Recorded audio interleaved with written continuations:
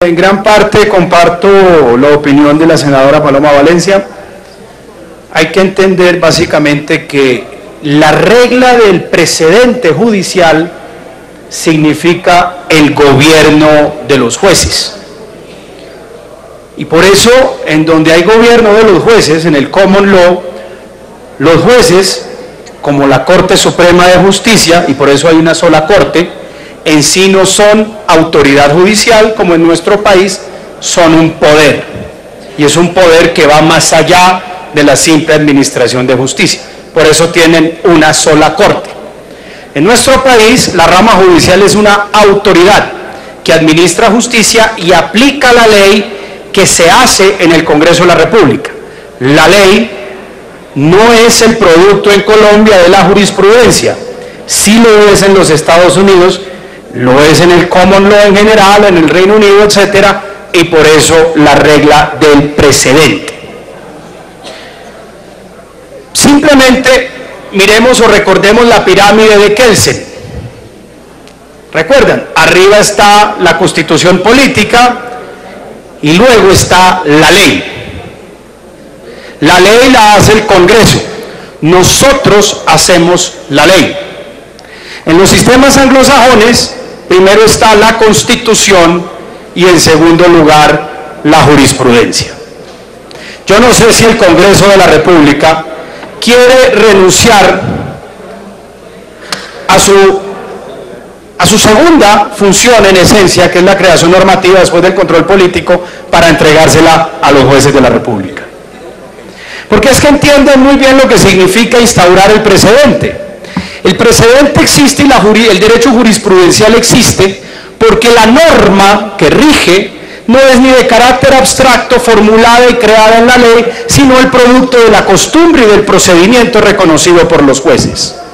Es por eso que la ley se crea permanentemente por adaptación jurisprudencial en esos países a través de principios, el de razonabilidad, el de equidad y otros tantos, que es el que crea básicamente, el que utiliza el juez para crear la ley. Aquí la ley la hace el Congreso.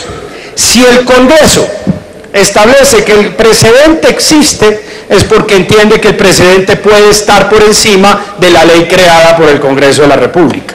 Es decir, que el precedente judicial, la interpretación judicial en cualquier rama, porque aquí no estamos discriminando ninguna, penal, por ejemplo, civil, administrativa, está por encima de lo que hace el Congreso de la República. Es decir, con esto el Congreso lo que hace es despojarse de su función, que consiste en hacer la ley para entregársela a los jueces. ¿Por qué los jueces en los países anglosajones tienen el precedente y hacen la ley?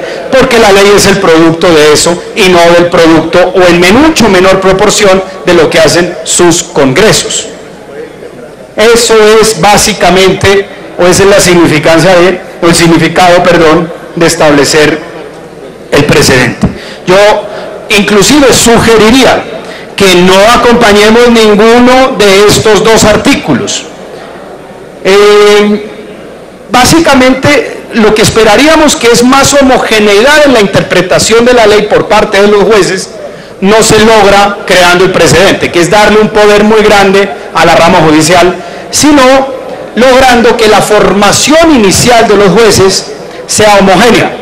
En Alemania, en Francia, en Italia, en los países romanos germánicos, digamos, de donde deriva el grueso de nuestra normatividad y nuestro derecho, hacen o le dedican mucho tiempo y mucho presupuesto justamente a formar de manera homogénea a los jueces, para que no salgan con interpretaciones disparatadas. Pero por favor, no nos quejemos después del gobierno de los jueces, no nos quejemos después de que, a pesar de que la ley que hace aquí el Congreso, el juez mañana se la salte y con criterios de razonabilidad, de equidad y de cualquier cosa, de modulación, termine aplicándole la ley penal a cualquiera como le corresponda en su criterio. Sería de verdad un precedente, perdón la expresión, inédito en un país romano germánico como el nuestro, el hecho de anteponer el precedente al carácter abstracto y general de la ley que hace el Congreso.